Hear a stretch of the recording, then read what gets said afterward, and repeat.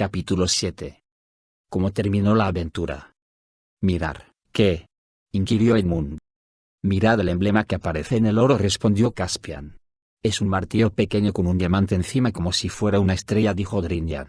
Caramba, yo he visto eso antes. ¿Lo has visto? Exclamó Caspian. Pues claro que lo has visto. Es el símbolo de una gran casa narniana. Es el brazal del Lord Octesian. Canalla, increpó Repichep al dragón. ¿Has devorado a un lord narniano? Pero este negó violentamente con la cabeza. O tal vez intervino Luke y sea Lord Octesian convertido en un dragón, por culpa de un hechizo, ya sabéis. No tiene por qué ser ninguna de las dos cosas, dijo Edmund. Todos los dragones coleccionan oro. Sin embargo, creo que podemos suponer, sin temor a equivocarnos, que Octesian no fue más allá de esta isla.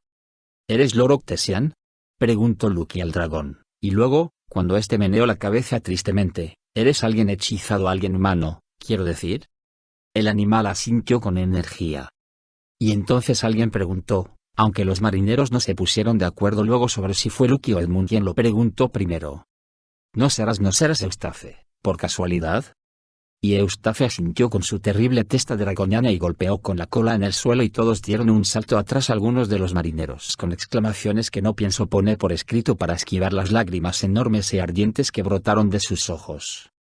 Luke se esforzó por consolarlo e incluso se armó de valor para besar su rostro cubierto de escamas, y casi todo el mundo dijo mala suerte y varios aseguraron a Eustace que todos estarían siempre a su lado y muchos dijeron que sin duda existiría algún modo de desencantarlo y que volvería a estar perfectamente bien en un día o dos. Y desde luego todos se mostraron muy ansiosos por escuchar su historia, pero él no podía hablar. En más de una ocasión, en los días siguientes intentó escribírsela en la arena, pero jamás lo consiguió. Para empezar, Eustace, que jamás había leído los libros apropiados, no tenía ni idea de cómo contar historias. Y aparte de eso, los músculos y nervios de las farpas de dragón que tenía que utilizar no habían aprendido a escribir y tampoco estaban pensados para hacerlo.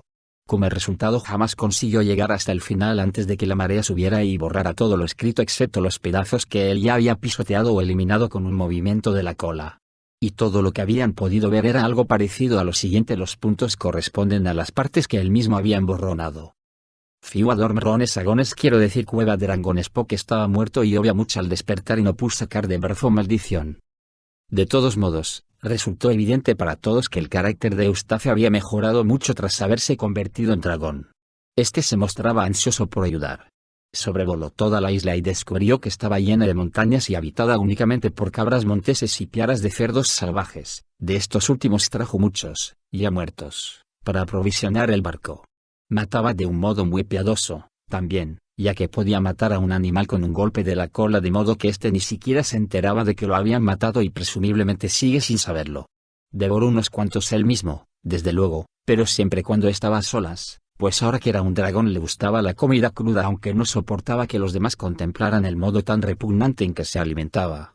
Y un día, volando despacio y agotado pero con aire triunfal, llevó al campamento un enorme pino que había arrancado de raíz en un valle lejano y que podía convertirse en un mástil estupendo. Y, entrada la tarde, si refrescaba, como sucedía en ocasiones después de lluvias torrenciales, resultaba un consuelo para todos, pues todo el grupo acudía a sentarse con las espaldas apoyadas en sus calientes costados para entrar en calor y secarse. De vez en cuando llevaba a un grupo escogido a efectuar un vuelo sobre su lomo, para que pudieran contemplar, a sus pies, las laderas verdes, las elevaciones rocosas, los valles angostos como fosas y, a lo lejos, mar adentro en dirección este, un punto de un azul más oscuro en el horizonte azul que podría ser tierra firme. El placer nuevo para él de sentir que caía bien a la gente y, aún más, de sentir afecto por la gente, era lo que impedía a Eustace caer en la desesperación. Era muy deprimente ser un dragón y, además, se estremecía cada vez que captaba su reflejo al volar sobre un lago montañoso.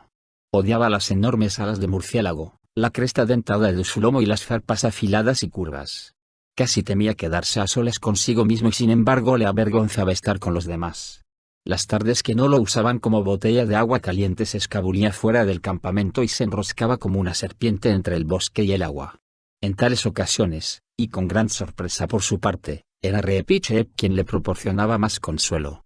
El noble ratón abandonaba sigilosamente el alegre círculo alrededor de la hoguera del campamento e iba a sentarse junto a la testa del dragón, totalmente barlovento para que no cayera sobre él su aliento humeante. Ahí se dedicaba a explicar que lo que le había sucedido a Eustace era un ejemplo sorprendente de cómo giraba la rueda de la fortuna, y que si tuviera Eustace en su casa de Narnia en realidad era un agujero, no una casa, y la cabeza del dragón no habría cabido dentro, por no hablar de su cuerpo.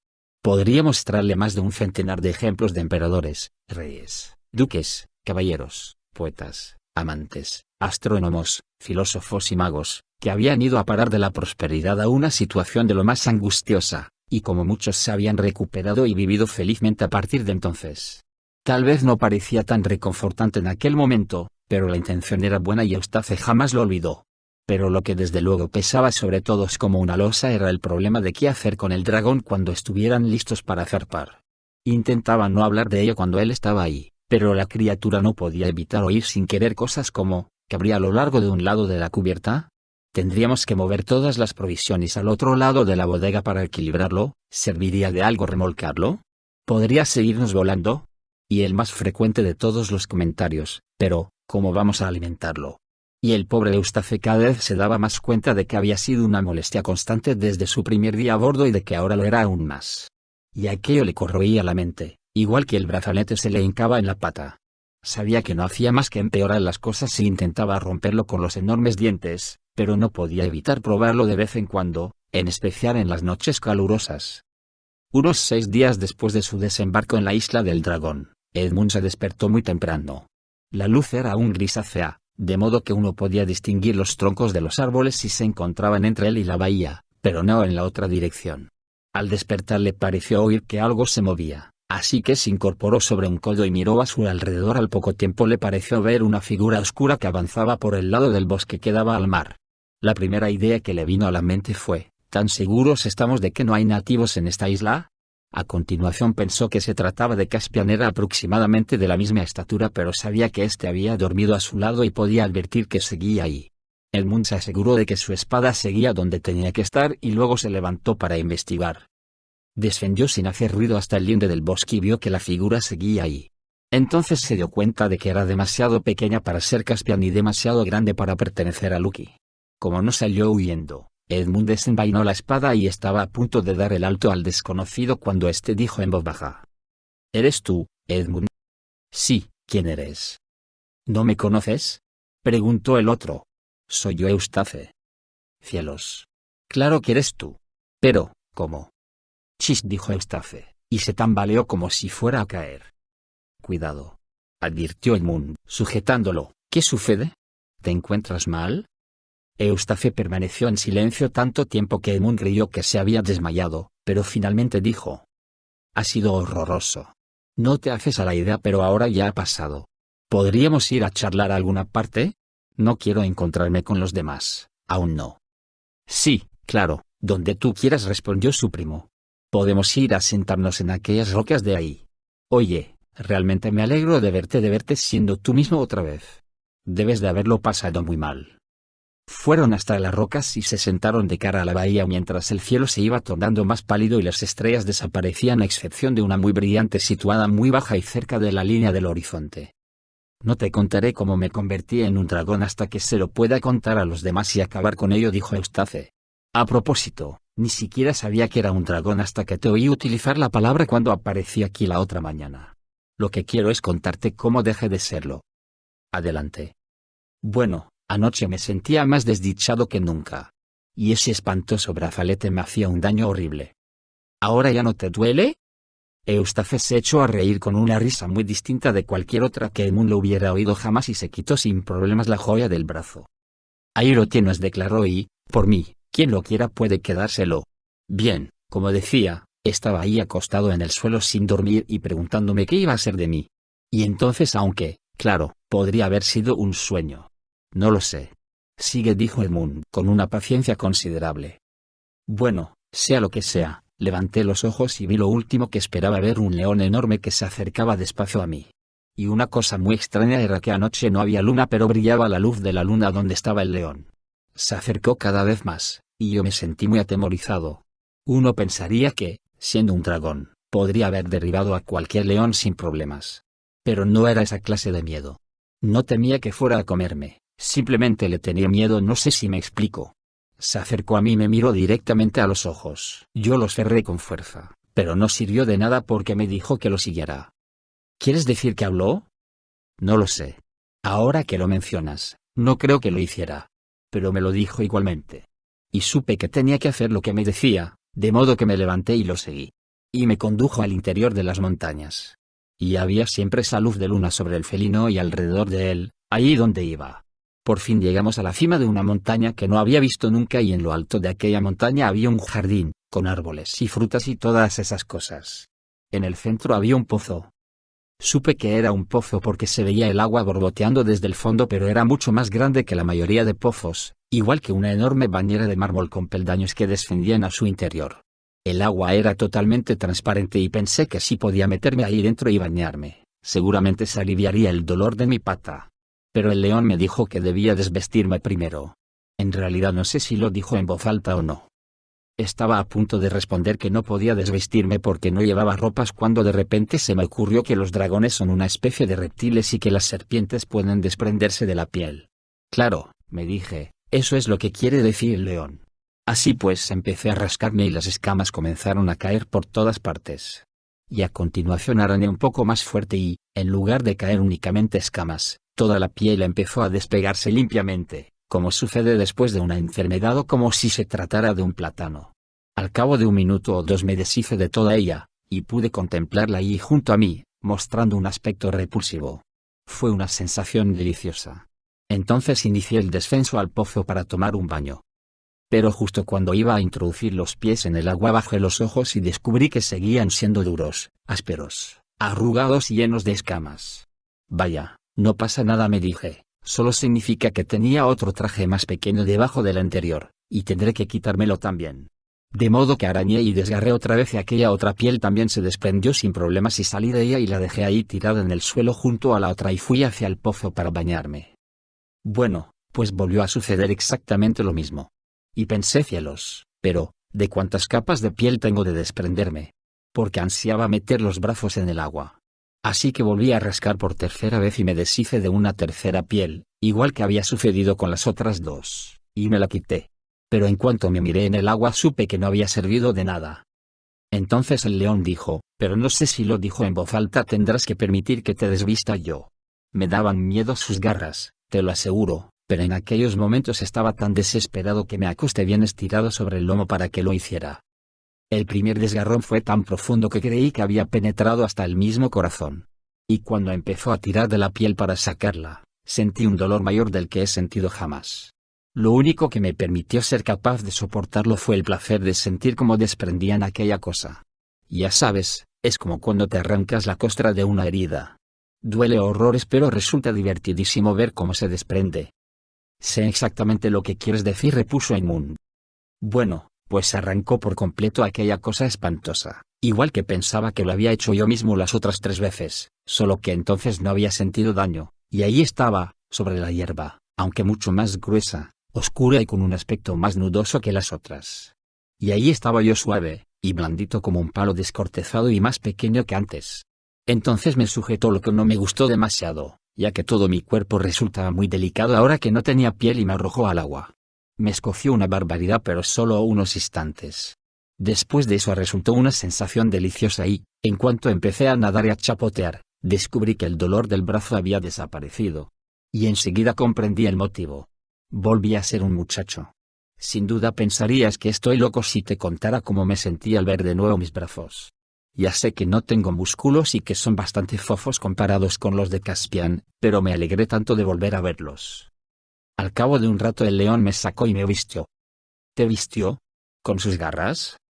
Bueno, la verdad es que no recuerdo muy bien esa parte.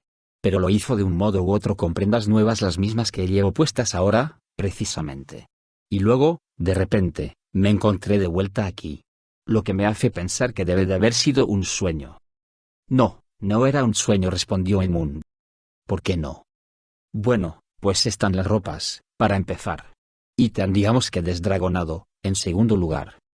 ¿Qué crees que fue, entonces? Preguntó Eustace. Creo que has visto a Aslan. Aslan, exclamó su primo. He oído mencionar ese nombre varias veces desde que nos unimos al Viajero del Alba. Y sentía, no sé, que lo odiaba. Pero, claro, entonces lo odiaba todo. Y, a propósito, desearía disculparme, me temo que me he comportado de un modo horroroso. No es nada, repuso Edmund. Entre tú y yo, te contaré que no has sido ni la mitad de malo de lo que fui yo en mi primer viaje en Narnia. Tú no has sido más que un burro, pero yo fui un traidor. Bueno, pues no me lo cuentes, dijo él. Pero, ¿quién es Aslan? ¿Lo conoces? Bueno, digamos que él me conoce a mí, repuso Edmund. Es el gran león, el hijo del emperador de Allende los mares, que me salvó a mí y salvó a Narnia. Todos lo hemos visto. Lucky es quien lo ve más a menudo. Y tal vez sea el país de Aslan a donde nos dirigimos. Ninguno dijo nada durante un rato. La última estrella brillante se había desvanecido y aunque no veían la salida del sol debido a las montañas situadas a su derecha, sabían que tenía lugar porque el cielo sobre sus cabezas y la bahía que tenían delante adquirieron el color de las rosas.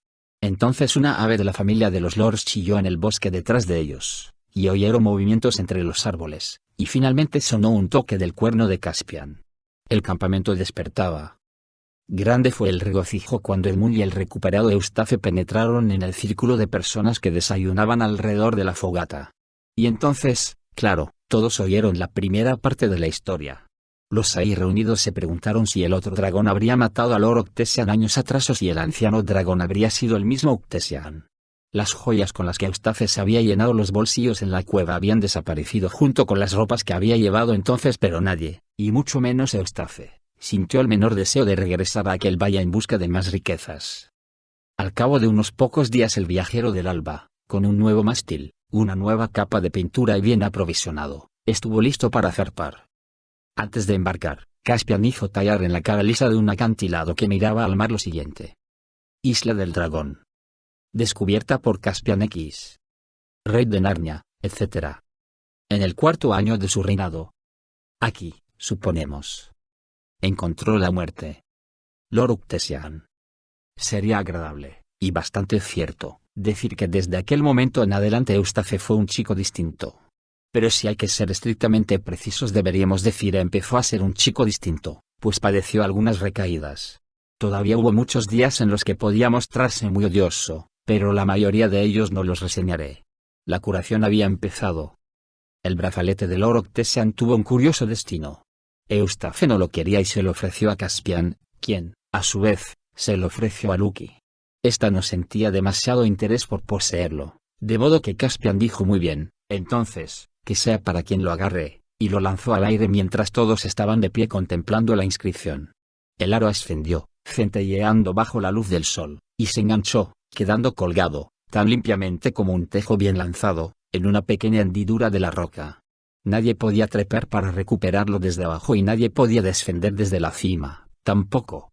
Y ahí, por lo que yo sé, sigue colgado aún y puede que siga hasta el fin del mundo.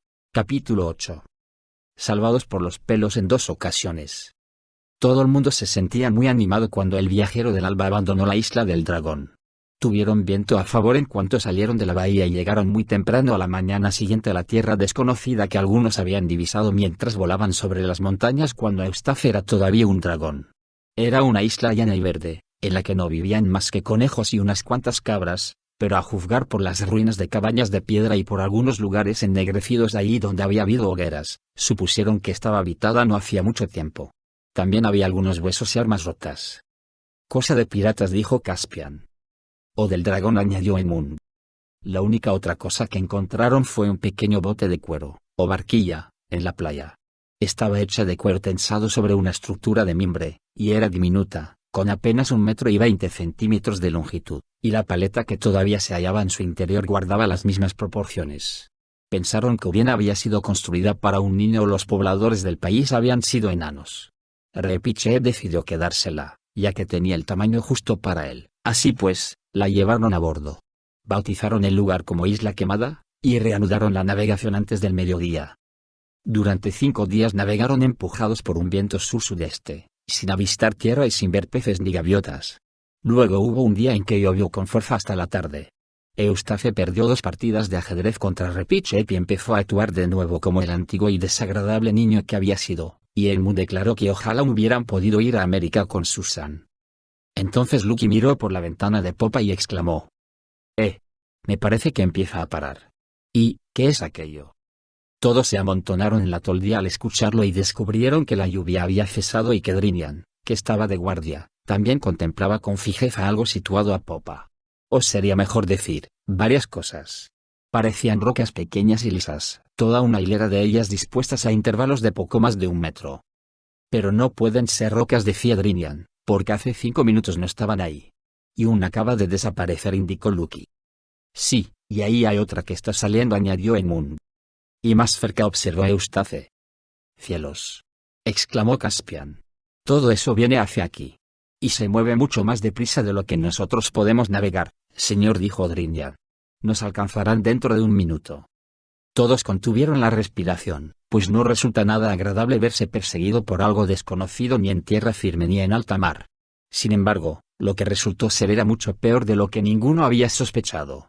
De improviso, apenas a la distancia de un campo de cricket de babor, una cabeza horrorosa se alzó de las aguas. Era de color verde y bermellón, con manchas moradas excepto ahí donde tenía pegados crustáceos, y tenía la forma de una cabeza de caballo, aunque sin orejas. Los ojos eran enormes, ojos concebidos para mirar en las oscuras profundidades del océano, y las fauces estaban abiertas y mostraban una doble hilera de dientes afilados como los de los peces. Se alzó sobre lo que en un principio creyeron que era un cuello inmenso, pero a medida que emergía más y más, comprendieron que no se trataba del cuello sino del cuerpo, y que lo que veían era lo que tantas personas, en su estupidez, habían deseado siempre: contemplar una gran serpiente marina. Los pliegues de la cola gigantesca se distinguían en la distancia, elevándose de la superficie a intervalos. En aquellos momentos, la cabeza de la criatura se alzaba ya por encima del mástil. Todos corrieron a tomar las armas, pero no podía hacerse nada, el monstruo estaba fuera de su alcance. «Dispara.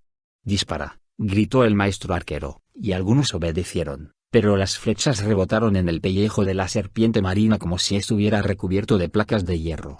Luego, durante 1 minuto espantoso, todos se quedaron inmóviles, con la cabeza alzada hacia aquellos ojos y aquellas fauces, mientras se preguntaban sobre qué se abalanzaría. Pero no se abalanzó, sino que lanzó la cabeza al frente por encima del barco a la altura de la verga del mástil. La testa quedó, entonces, justo al lado de la cofa militar. La criatura siguió estirándose y estirándose hasta que la cabeza quedó por encima de la borda de estribor. En ese punto empezó a descender, no sobre la testada cubierta sino en dirección al agua, de modo que toda la nave quedó bajo el arco que describía el cuerpo de la serpiente. Y casi al momento el arco empezó a encogerse. A decir verdad, por el lado de estribor la serpiente marina casi tocaba al viajero del alba. Eustace, que realmente había intentado con todas sus fuerzas comportarse bien, hasta que la lluvia y el ajedrez lo hicieron regresar a sus malos hábitos, realizó en aquel momento la primera acción valerosa de su vida. Llevaba la espada que Caspian le había prestado, y en cuanto el cuerpo de la serpiente estuvo lo bastante cerca del lado de estribor, saltó sobre la borda y empezó a asestarle golpes con todas sus fuerzas. Bien es cierto que no consiguió nada aparte de hacer pedazos la segunda mejor espada de Caspian, pero fue una acción hermosa para un principiante. Otros se habrían unido a él si en aquel momento Repichek no hubiera gritado: «No peleéis. Empuja». Resultaba tan insólito que el ratón aconsejara a alguien que no luchara que, incluso en aquel terrible momento, todos los ojos se volvieron hacia él. Y cuando saltó sobre la borda, por delante de la serpiente, apretó la diminuta espalda peluda contra su enorme lomo viscoso y cubierto de escamas, y empezó a empujar con todas sus fuerzas. Unos cuantos comprendieron lo que quería decir y corrieron a ambos lados de la nave para hacer lo mismo. Entonces, cuando al cabo de un instante, la cabeza de la serpiente marina apareció otra vez, en esa ocasión por el lado de babor, y dándoles la espalda, todos comprendieron lo que sucedía. La bestia se había enroscado alrededor del viajero del alba y empezaba a apretar el lazo. Cuando estuviera lo bastante tenso, clac. No habría más castillas flotando donde había estado el barco y la criatura podría irlos pescando del agua uno a uno. La única posibilidad que tenían era empujar el lazo hacia atrás hasta que resbalara sobre la popa, o si no, para decirlo de otro modo, empujar la nave hacia adelante para que saliera del aro. Repiche tenía, desde luego, las mismas posibilidades de lograr lo que de alzar en segundos una catedral, pero casi había dejado la piel en su intento antes de que otros miembros de la tripulación lo apartaran a un lado. Muy pronto toda la tripulación, excepto Luke y el ratón que estaba medio desvanecido, estuvo colocada en 2 filas a lo largo de las 2 bordas, con el pecho de cada hombre apretado contra la espalda del que tenía enfrente, de modo que el peso de toda la fila quedaba sobre el último marinero, que empujaba con todas sus fuerzas. Durante unos cuantos segundos terribles que parecieron horas no sucedió nada. Las articulaciones crujieron, el sudor brotó a raudales y la respiración de los marineros sonó quejumbrosa y jadeante. Luego pareció como si la nave se moviera y observaron que el aro que formaba el cuerpo de la serpiente se encontraba más apartado del mástil que antes, pero también se dieron cuenta de que se había encogido. Y entonces surgió un segundo peligro. Podrían conseguir que pasara por encima de la popa, o estaba demasiado apretado ya. Sí, pasaría aunque muy justo. El cuerpo descansaba sobre las barandillas de popa. Una docena o más de hombres saltaron sobre la zona. Aquello resultaba mucho mejor. El cuerpo de la serpiente marina se encontraba tan bajo que podían colocarse en hilera a lo largo de la popa y empujar unos al lado de los otros. Crecieron las esperanzas hasta que recordaron la elevada popa esculpida, la cola del dragón, del viajero del alba. Resultaría imposible hacer pasar a la bestia por encima de aquello. Una achachilló Caspian con voz ronca, y seguido empujando. Lucky, que sabía dónde estaba todo, lo oyó desde su puesto en la cubierta principal con la mirada fija en la popa. En unos segundos descendió bajo la cubierta, cogió el hacha y corrió escaleras arriba hasta la popa. Pero justo cuando llegaba a lo alto se oyó un estrépito tremendo como si se desplomara un árbol y la nave se balanceó violentamente y salió disparada al frente. Pues en aquel mismo instante, tanto si fue debido a que empujaban a la criatura con tanta fuerza o porque ésta, muy estúpidamente, decidió apretar más el lazo, todo el trozo de popa esculpida se desprendió y la nave quedó libre. La tripulación estaba demasiado agotada para ver lo que Lucky vio. Allí, a pocos metros por detrás de ellos, el aro formado por el cuerpo de la serpiente marina se fue encogiendo a toda velocidad y desapareció con un chapoteo. Lucky siempre dijo claro que se sentía muy nerviosa en aquel momento, y podría haber sido producto de su imaginación que vio una expresión de satisfacción idiota en el rostro de la criatura. Lo que sí es cierto es que el animal era muy estúpido, pues en lugar de perseguir el barco giró la cabeza y empezó a deslizar el hocico por todo su cuerpo como si esperara hallar los restos del viajero del alba ahí. Pero la nave estaba ya muy lejos, empujada por una brisa recién levantada, y los hombres fueron a recostarse o a sentarse por toda la cubierta entre gemidos y jadeos, hasta que por fin pudieron comentar lo sucedido, y más adelante reírse de ello. Y después de que se les sirviera un poco de ron incluso profirieron algunas aclamaciones, y todos alabaron el valor de Eustace aunque no había servido de nada y el de Repichep. Después de eso navegaron durante 3 días más y no vieron otra cosa que mar y cielo. Al cuarto día el viento cambió para soplar hacia el norte y las aguas se encresparon, pasado el mediodía casi se había convertido en una tempestad. Pero, al mismo tiempo, avistaron tierra al frente, a babor. Con vuestro permiso, señor, dijo Drinian, intentaremos colocarnos a sotavento de ese lugar y buscar refugio, quizá hasta que pase el temporal. Caspian estuvo de acuerdo, pero aunque remaron con energía no consiguieron llegar a tierra hasta muy entrada la tarde. Con las últimas luces del día navegaron al interior de un puerto natural y echaron el ancla, aunque nadie bajó a tierra aquella noche. Por la mañana se encontraron en la verde bahía de un territorio de aspecto escarpado y solitario que ascendía hasta una cima rocosa. Del ventoso norte situado al otro lado de aquella cumbre aparecieron unas nubes que se aproximaban veloces. Botaron la barca al agua y la cargaron con todos los toneles de agua que estaban vacíos en aquellos momentos. ¿A qué arroyo debemos ir a buscar agua, Drinian?, preguntó Caspian mientras se sentaba en la cámara de la embarcación. Parece que hay 2 que descienden hasta la bahía. Resulta un tanto difícil decidir, señor, respondió este, pero creo que habría que remar menos si nos dirigiéramos al situado a estribor, el más oriental. Ya empieza a llover, indicó Lucky. Ya lo creo que llueve, exclamó Edmund, pues llovía ya a cántaros. Yo propondría que fuéramos hacia el otro arroyo. Ahí hay árboles y tendremos un poco de protección. Sí, hagámoslo, dijo Eustace. No tenemos por qué mojarnos más de lo necesario. Pero Drinian seguía virando hacia estribor, como aquellos conductores tan tercos que siguen conduciendo a 70 km por hora mientras uno les explica que se han equivocado de carretera. Tienen razón, Drinian, dijo Caspian. ¿Por qué no giramos y nos dirigimos al arroyo situado al oeste? Como desee su majestad, respondió él en tono seco. El capitán había tenido una jornada llena de preocupaciones el día anterior, y no le gustaba recibir consejos de marineros inexpertos. Sin embargo, alteró el rumbo, y, más adelante, resultó ser una buena idea haberlo hecho. Había cesado de llover cuando terminaron de recoger agua y Caspian, junto con Eustace, los Pevensey y Repichep, decidió subir hasta lo alto de la colina para ver qué se divisaba desde ahí. Resultó una ascensión penosa por entre maleza áspera y brezos y no vieron ni a hombres ni a bestias, únicamente gaviotas. Cuando alcanzaron la cima descubrieron que se trataba de una isla muy pequeña, de no más de 8 hectáreas, y desde aquella altura el mar se veía más inmenso y desolado que desde la cubierta o la cofa militar del viajero del alba. Resulta disparatado, ¿sabes?, dijo Eustace a Lucky en voz baja, contemplando el horizonte oriental. Eso de navegar sin descanso sin tener la menor idea de a dónde podemos ir a parar. Pero lo dijo solo por costumbre, no de un modo realmente ofensivo como habría hecho en el pasado. Hacía demasiado frío para permanecer mucho tiempo ahí arriba, pues seguía soplando un fresco viento del norte. En vez de regresar por el mismo camino, propuso Lucky mientras daban la vuelta, sigamos un poco más y descendamos por el otro arroyo, aquel al que Drinian quería ir. Todos estuvieron de acuerdo y al cabo de unos 15 minutos llegaron al origen del segundo río. Era un lugar más interesante de lo que habían esperado, un lago de montaña, pequeño y profundo, rodeado de riscos excepto por un pequeño canal, del lado que daba al mar, por el que discurría el agua. Ahí al menos estaban resguardados del viento, y se sentaron entre los brezos situados en lo alto para descansar. Se sentaron todos, pero uno de ellos, Edmund, volvió a incorporarse de un salto casi de inmediato. Tienen unas piedras muy afiladas en esta isla, dijo, palpando a su alrededor entre los brezos. ¿Dónde está esa maldita cosa? Ja, ya la tengo, vaya. No es una piedra, es la empuñadura de una espada. No, diantre, es una espada entera, lo que la herrumbre ha dejado de ella. Sin duda llevaba aquí una eternidad. Narniana también, a juzgar por su aspecto, dijo Caspian, cuando todos se apinaron para contemplarla. Yo también estoy sentada sobre algo, anunció Lucky. Algo duro. Resultaron ser los restos de una cota de malla, y, a partir de aquel momento todos se pusieron a gatas para palpar los espesos brezos en todas direcciones.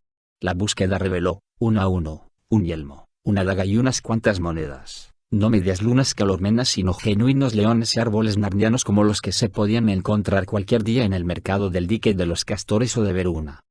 Parece que es todo lo que queda de uno de nuestros 7 lores, dijo Edmund. Justo lo que pensaba, sintió Caspian. Me pregunto quién sería. No hay nada en la daga que le indique. Y me gustaría saber cómo murió. ¿Y cómo vamos a vengarlo?, añadió Repichep. Mientras tanto, Edmund, el único miembro del grupo que había leído varias historias de detectives, iba pensando. Oíd, dijo, hay algo muy sospechoso en todo esto. No puede haber muerto en una pelea. ¿Por qué no?, preguntó Caspian. No hay huesos, declaró Edmund. Un adversario podría llevarse la armadura y dejar el cuerpo. Pero, ¿quién ha oído jamás que alguien que haya ganado un combate se lleve el cuerpo y deje la armadura? A lo mejor lo mató un animal salvaje, sugirió Lucky. Pues sería un animal muy listo, dijo su hermano, si fue capaz de saquearle la cota de malla. A lo mejor un dragón, sugirió Caspian. Diabla, repuso Eustace. Un dragón no podría hacerlo, os lo digo por experiencia. Bueno, pues vayámonos de aquí. De todos modos, dijo Lucky, que no se había sentido con ánimos para sentarse desde que Edmund había mencionado lo de los huesos. Si quieres, respondió Caspian, poniéndose en pie, no creo que valga la pena llevarse ninguna de estas cosas. Descendieron y rodearon la pequeña abertura por la que el arroyo salía del lago, y se quedaron contemplando las profundas aguas enmarcadas por los elevados riscos. De haber sido un día caluroso, sin duda alguno de ellos se habría sentido tentado a bañarse y todos habrían bebido. A decir verdad, incluso así, Eustace estaba a punto de inclinarse y tomar agua entre las manos, cuando Repichep y Lucky exclamaron al unísono: mirad, y entonces se olvidó de beber y miró. El suelo del estanque estaba formado por grandes piedras de color azul grisáceo y el agua era totalmente transparente, y ahí, en el fondo, yacía una figura a tamaño natural de un hombre, aparentemente hecha de oro, boca abajo con los brazos extendidos por encima de la cabeza. Y sucedió que, mientras la contemplaban, las nubes se abrieron y salió el sol, y la figura dorada quedó iluminada de un extremo al otro. Lucky pensó que era la estatua más hermosa que había visto jamás. Vaya, silbó Caspian, valía la pena venir aquí para ver esto. ¿Creéis que podríamos sacarla? Podríamos sumergirnos para hacernos con ella, señor, sugirió Repichep. No serviría de nada, dijo Edmund. Como mínimo, si es de oro macizo, será demasiado pesada para subirla. Y ese estanque tiene al menos 4 o 5 metros de profundidad. Esperad un segundo. Menos mal que he traído una lanza de caza conmigo. Veamos qué profundidad tiene esto. Sujétame la mano, Caspian, mientras me inclino sobre el agua un poco. Caspian le tomó la mano y Edmund, inclinándose al frente, empezó a hundir la lanza en el agua. No creo que la estatua sea de oro, declaró Lucky antes de que la mitad de la lanza hubiera quedado sumergida. No es más que la luz. Ahora tu lanza parece del mismo color. ¿Qué sucede?, inquirieron varias voces a la vez, pues Edmund acababa de soltar la lanza de repente. No he podido sujetarla, jadeó él, pesaba muchísimo. Y ahora está en el fondo, dijo Caspian, y Lucky tiene razón. Tiene el mismo color que la estatua. Pero Edmund, que parecía tener algún problema con las botas, al menos se había inclinado y las contemplaba con atención, se rió de improviso y chilló en un tono tan agudo que nadie habría osado desobedecerle. Atrás. Apartaos del agua. Todos. Ahora mismo. Todos obedecieron y lo miraron con asombro. Fijaos, dijo Edmund, mirad las puntas de mis botas. Parecen un poco amarillas, empezó a decir Eustace. Son de oro macizo, interrumpió Edmund. Miradlas. Tocadlas. El cuero ha desaparecido. Y pesan como si fueran de plomo. Por Aslan, exclamó Caspian, ¿no estarás diciendo que? Sí, ya lo creo. El agua convierte las cosas en oro. Convirtió la lanza en oro, por eso pesaba tanto. Y me lamía los pies, es una suerte que no estuviera descalzo, y convirtió las puntas de las botas en oro. Y ese pobre desgraciado del fondo, pues, ya lo veis. O sea que no es una estatua, dijo Lucky en voz baja. No. Ahora está todo muy claro. Estuvo aquí en un día caluroso y se desvistió en lo alto de la colina, donde estábamos sentados nosotros. Las ropas se habrán podrido o se las habrán llevado las aves para forrar sus nidos. La armadura sigue ahí. Luego se zambulló en el agua y... No sigas, intervino Lucky, qué horrible. Nos hemos librado por los pelos, declaró su hermano. Ya lo creo, coincidió Repichep. Un dedo, un pie, un bigote o la cola de cualquiera de nosotros podrían haber ido a parar al agua en cualquier momento. De todos modos, intervino Caspian, deberíamos hacer una prueba. Se inclinó sobre el suelo y arrancó un ramillete de brezo.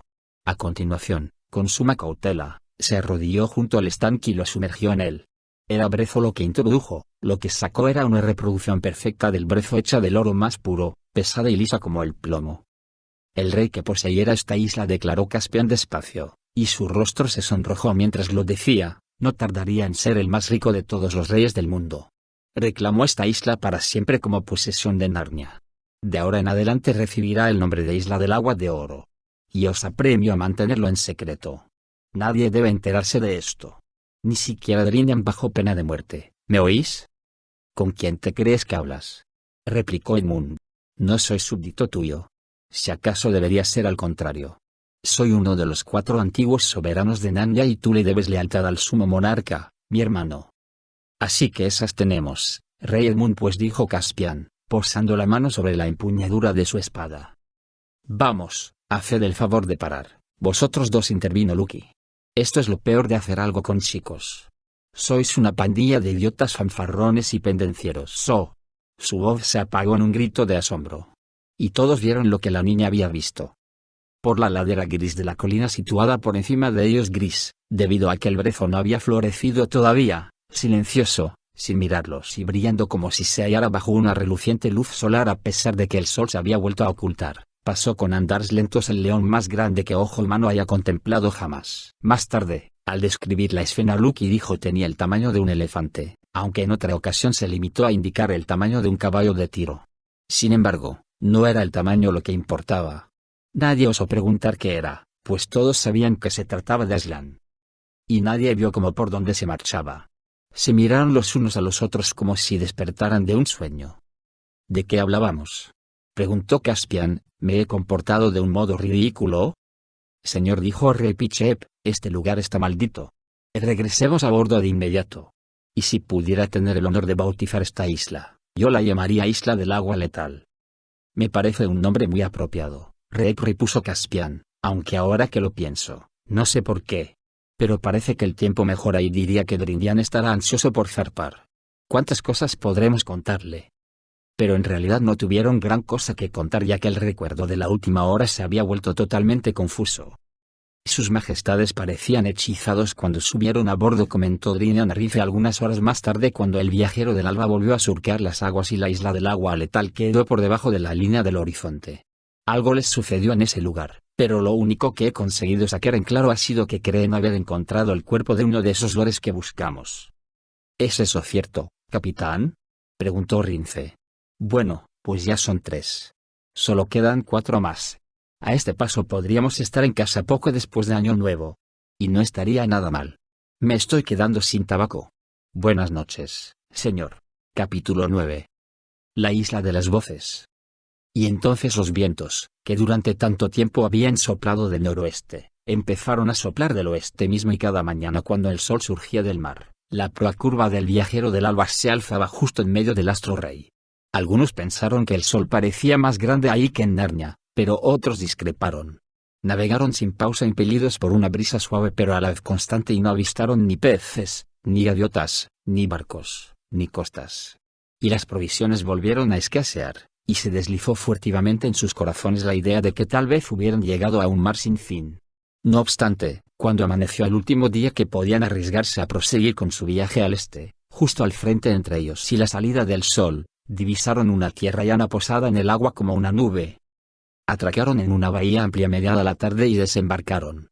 Era un lugar muy distinto de los que habían visto hasta entonces, pues una vez que atravesaron la playa de fina arena lo hallaron todo silencioso y vacío como si fuera un territorio deshabitado, mientras que ante ellos se extendían céspedes uniformes en los que la hierba era suave y corta como la que acostumbraba a ver en los jardines de una gran mansión inglesa que dispusiera de 10 jardineros. Los árboles, que abundaban, estaban todos bien separados unos de otros, y no había ramas rotas ni hojas caídas en el suelo. De cuando en cuando se oía el arrullo de alguna paloma pero ningún otro ruido. Al cabo de un rato llegaron a un sendero de arena, largo y recto, en el que no crecía ni una mala hierba, con árboles a ambos lados. A lo lejos, en el otro extremo de aquella avenida, divisaron una casa, muy alargada y gris y de aspecto silencioso bajo el sol de la tarde.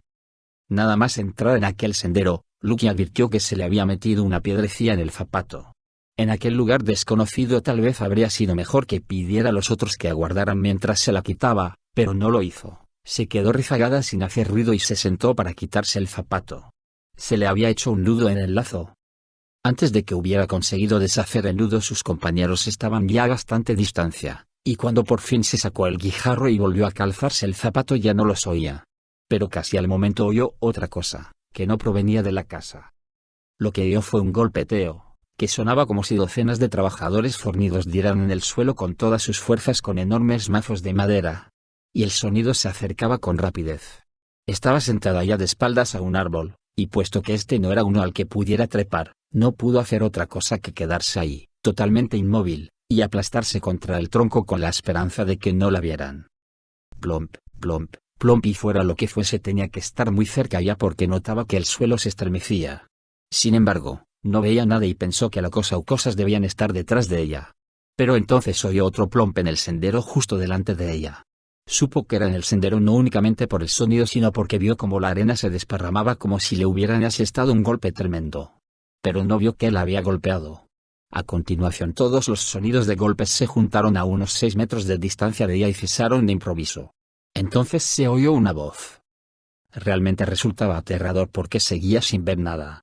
Toda aquella especie de parque seguía mostrando el mismo aspecto tranquilo y vacío que había tenido cuando desembarcaron. Sin embargo, a apenas unos pocos metros de ella, una voz habló. Y lo que dijo fue: «Compañeros, esta es nuestra oportunidad». «Bien dicho. Bien dicho. Esta es nuestra oportunidad», ha dicho, contestó al instante un coro de otras voces. «Bien hecho, jefe. Jamás has dicho nada más cierto». «Lo que yo digo», siguió la primera voz, «es que nos coloquemos en la playa entre ellos y su bote, y que cada hijo de vecino se sirva de sus armas. Los atraparemos cuando intenten zarpar». «Sí, ese es el modo de hacerlo», gritaron las demás voces. «Jamás se te ha ocurrido un plan mejor, jefe. Manténlo, jefe. No podrías tener mejor plan que ese». «Aprisa, pues, camaradas, aprisa», volvió a decir la primera voz. «En marcha». «Acertado otra vez, jefe», replicaron los demás. «No podrías haber dado una orden mejor. Justo lo que íbamos a decir nosotros. En marcha». Los golpes volvieron a empezar al momento, muy sonoros al principio pero luego cada vez más débiles, hasta que se apagaron por completo en dirección al mar. Lucky sabía que no podía permanecer ahí sentada devanándose los sesos sobre qué podrían ser aquellas criaturas invisibles, de modo que en cuanto el ruido de golpes dejó de oírse se levantó y corrió sendero adelante tras sus compañeros tan deprisa como le permitieron las piernas. Había que advertirles a toda costa. Entretanto, los demás habían llegado hasta la casa. Era un edificio bajo de solo 2 pisos construido con una hermosa piedra de tonalidad suave, con muchas ventanas y parcialmente cubierto de hiedra. Todo estaba tan silencioso que Eustace dijo: «Creo que está vacía». Pero Caspian señaló en silencio la columna de humo que surgía de una chimenea. Encontraron un gran portalón abierto y lo cruzaron, yendo a parar a un patio pavimentado. Y fue allí donde recibieron su primer indicio de que había algo extraño en aquella isla. En medio del patio había una bomba de agua, y bajo la bomba, un cubo. En principio no había nada raro en eso, pero la manivela de la bomba se movía arriba y abajo, a pesar de que no parecía haber nadie manejándola. «Aquí hay magia», dijo Caspian.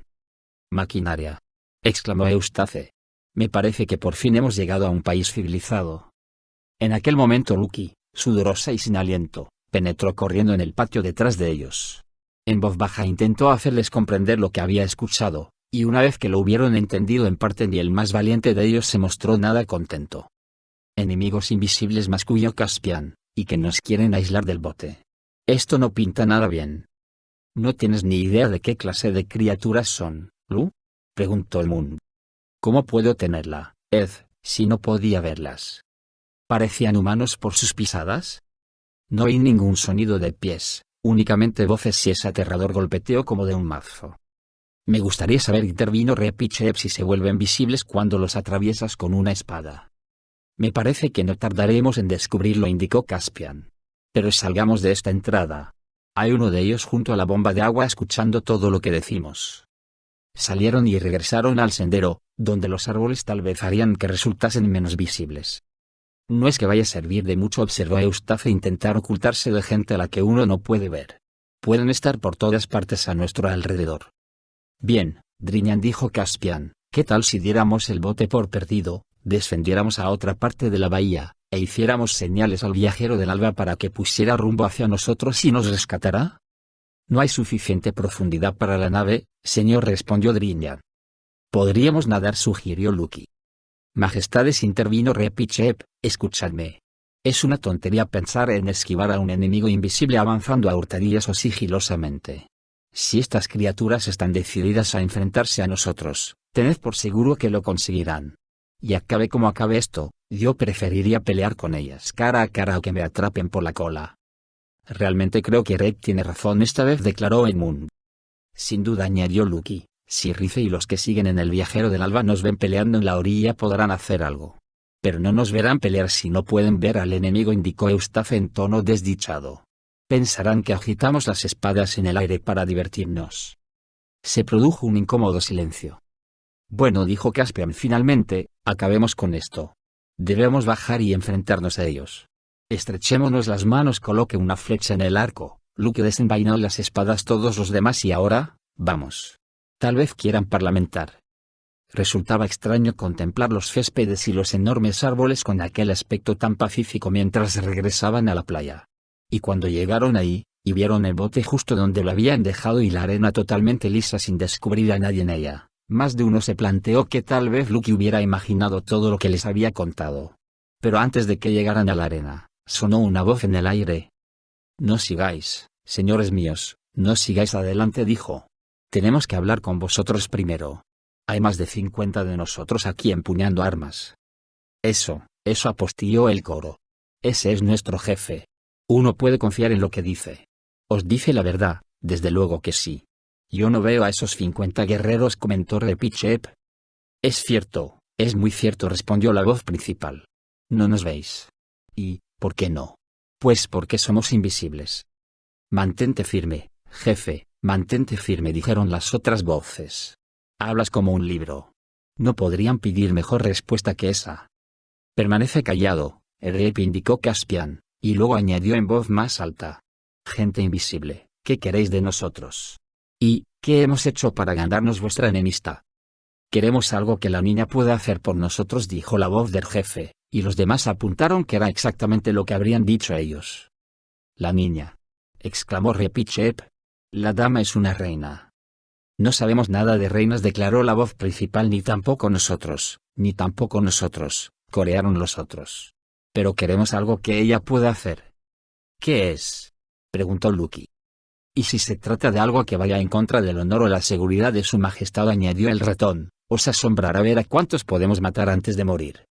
Bueno, respondió la voz del jefe, se trata de una larga historia. ¿Y si nos sentáramos todos? La propuesta fue calurosamente aceptada por las demás voces, pero los narnianos permanecieron de pie. Bueno, empezó la voz, la historia es la siguiente. Esta isla ha sido propiedad de un gran mago desde tiempo inmemorial. Y todos nosotros somos, o tal vez debería decir que éramos, sus sirvientes. Bueno, en pocas palabras, este mago del que hablaba nos dijo que hiciéramos algo que no nos gustó. ¿Y por qué no? Pues porque no queríamos hacerlo. Bueno, entonces el mago se enfureció, pues debería deciros que era el propietario de la isla y no estaba acostumbrado a que lo contrariaran. Era terriblemente insoportable, ¿sabéis? Pero, dejadme ver, ¿por dónde iba? Sí, el mago subió entonces al piso superior, pues debéis saber que guardaba todos sus objetos mágicos ahí arriba y todos nosotros vivíamos abajo. Como os decía, subió y nos lanzó un hechizo. Un hechizo para volver fea a la gente. Si no os vierais ahora, y en mi opinión deberíais dar gracias de que no sea así, no creeríais el aspecto que teníamos antes de que nos saciaran. Ya lo creo que no os los creeríais. Y ahí estábamos nosotros, tan feos que no podíamos soportar contemplarnos los unos a los otros. Así que, ¿qué hicimos? Os diré lo que hicimos. Aguardamos hasta que pensamos que el mago estaría echando la siesta y nos deslizamos a hurtadillas escaleras arriba y fuimos hasta donde estaba su libro mágico, con una total desvergüenza, para ver si podíamos hacer algo respecto a aquel afeamiento. Aunque todos temblábamos de pies a cabeza, no os voy a engañar. De todos modos, tanto si me creéis como si no, os aseguro que no conseguimos encontrar ninguna clase de hechizo que eliminara la fealdad. Y entre que se nos acababa el tiempo y que temíamos que el anciano caballero despertara en cualquier momento, yo sudaba a chorros. ¿Para qué os voy a engañar? Bueno, para resumir, al final vimos un hechizo para hacer invisible a la gente. Y se nos ocurrió que casi preferiríamos ser invisibles a seguir siendo tan feos como éramos. ¿Y por qué? Pues porque creíamos que nos gustaría más eso. Así que mi pequeña, que es más o menos de la edad de vuestra pequeña, y una criatura preciosa antes de que la volvieran fea, aunque ahora pero cuanto menos se diga mejor, como decía, mi pequeña pronunció el hechizo, porque tiene que ser una niña o el mago en persona quien lo haga, no sé si me explico, pues de lo contrario no funciona. ¿Y por qué no? Porque no sucede nada. Así que mi Clipsie pronunció el conjuro, pues debería haberos dicho que ley de maravilla, y todos nos volvimos tan invisibles como cabría esperar. Y os aseguro que fue un alivio no vernos mutuamente las caras. Al principio, al menos. Pero en resumidas cuentas estamos ya más que hartos de ser invisibles. Y hay otra cosa. Jamás se nos ocurrió que este mago, aquel del que os hablaba, también se volvería invisible. Pero lo cierto es que no lo hemos vuelto a ver. O sea que no sabemos si está muerto, si se ha ido o si sencillamente está sentado en el piso de arriba totalmente invisible, ni tampoco si, de vez en cuando, también desciende a la planta baja, totalmente invisible. Y, podéis creerme, de nada sirve aguzar el oído porque siempre andaba descalzo por todas partes, sin hacer más ruido que un felino de grandes dimensiones. Y os lo diré claramente, caballeros, nuestros nervios ya no pueden soportar esta situación. Tal fue el relato de la voz principal, pero bastante más abreviado, ya que he omitido todo lo que las otras voces añadían. En realidad el jefe jamás conseguía pronunciar más de 6 o 7 palabras sin ser interrumpido por sus asentimientos y palabras de ánimo, lo que casi volvió locos de impaciencia a los narnianos. Finalizada la narración hubo un largo silencio. Pero dijo Lucky por fin, ¿qué tiene esto que ver con nosotros? No lo comprendo. Vaya, válgame el cielo, si me he olvidado lo más importante. Respondió el jefe. Desde luego que lo has hecho. Desde luego que lo has hecho, rugieron las otras voces con gran entusiasmo. Nadie podría habérselo dejado de un modo más claro y mejor. Así se hace, jefe, así se hace. Bien, no necesito repetir toda la historia, empezó este. No, desde luego que no, dijeron Caspian y Edmund. Entonces, para decirlo en pocas palabras, llevamos esperando una eternidad a que aparezca una gentil niña del extranjero, como podrías ser tú, señorita, que suba al lugar donde está el libro mágico, encuentre el hechizo que elimina la invisibilidad y lo pronuncie. Y todos juramos que a los primeros extranjeros que desembarcaran en esta isla que llevaran con ellos a una gentil niña, quiero decir, porque si no la llevaban sería otra cosa, no los dejaríamos marchar con vida hasta que hubieran hecho lo que necesitábamos. Y por eso, caballeros, si vuestra niña no satisface nuestros requisitos, será nuestro doloroso deber rebanaros el cuello a todos. Simplemente por una cuestión de necesidad, como podría decirse, y sin querer ofenderos, desde luego. No veo vuestras armas, indicó Repichep, son invisibles, también. Apenas habían salido las palabras de su boca cuando oyeron un silbido y al cabo de un instante había una lanza clavada, temblando aún, en uno de los árboles situados a su espalda. Eso es una lanza, ya lo creo, dijo la voz principal. Desde luego, jefe, desde luego, dijeron sus compañeros. No podrías haberlo dicho mejor. Y salió de mi mano, siguió la voz. Se vuelven visibles cuando se separan de nosotros. Pero, ¿por qué queréis que sea yo quien haga esto? Preguntó Lucky. ¿Por qué no lo hace uno de los vuestros? ¿No tenéis ninguna niña? No nos atrevemos, dijeron todas las voces. No vamos a volver a subir. Es decir, intervino Caspian, estáis pidiendo a esta dama que se enfrenta a un peligro que no os atrevéis a pedir que asuman vuestras hermanas e hijas. Eso es, respondieron alegremente todas las voces. No podrías haberlo expresado mejor. Desde luego se ve que eres una persona con educación. Cualquiera puede darse cuenta. Vaya, es lo más vergonzoso que empezó Edmund, pero Lucky le interrumpió. ¿Tendré que subir por la noche o puede hacerse de día? De día, por supuesto, respondió la voz del jefe. No de noche. Nadie te pedirá que hagas eso. ¿Subir de noche? Uf. Muy bien, pues, lo haré, anunció la niña. No siguió, volviéndose hacia sus compañeros. No intentéis detenerme. ¿No os dais cuenta de que no sirve de nada? No podemos pelear contra ellos. Y del otro modo existe una posibilidad. Pero es un mago, dijo Caspian. Lo sé. Pero podría no ser tan malo como dan a entender. ¿No tenéis la impresión de que esta gente no es muy valiente, eh? Desde luego, lo que no son es muy listos, repuso Eustace. Oye, Lu, intervino Edmund, ¿realmente no podemos permitir que hagas algo así? Pregunta Rep, estoy seguro de que dirá exactamente lo mismo. Pero es para salvar mi propia vida al igual que las vuestras, respondió ella. Deseo tan poco que me hagan trocitos con espadas invisibles como cualquier otro. Su Majestad tiene razón, indicó Repichep. Si tuviéramos alguna seguridad de poder salvarla peleando, nuestro deber estaría muy claro, pero me parece que no tenemos ninguna.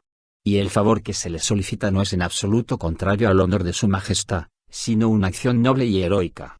Si a la reina su corazón la impele a arriesgarse con el mago, no diré nada en contra. Puesto que nadie había visto nunca que el ratón le tuviera miedo a nada, podría decir aquello sin temor a sentirse incómodo. Pero los muchachos, que sí habían sentido miedo a menudo, enrojecieron violentamente. No obstante, aquello era tan sensato que tuvieron que ceder. Sonoras aclamaciones surgieron del invisible grupo cuando se les anunció la decisión tomada, y la voz principal, con el caluroso apoyo de todos los demás, invitó a los narnianos a cenar y a pasar la noche con ellos. Eustace no quería aceptar, pero Lucky dijo: Estoy segura de que no nos traicionarán. No son de esa clase en absoluto. Y los demás estuvieron de acuerdo. Así pues, acompañados por el ensordecedor golpeteo que aumentó de intensidad cuando llegaron al resonante patio de losas, todos regresaron a la casa.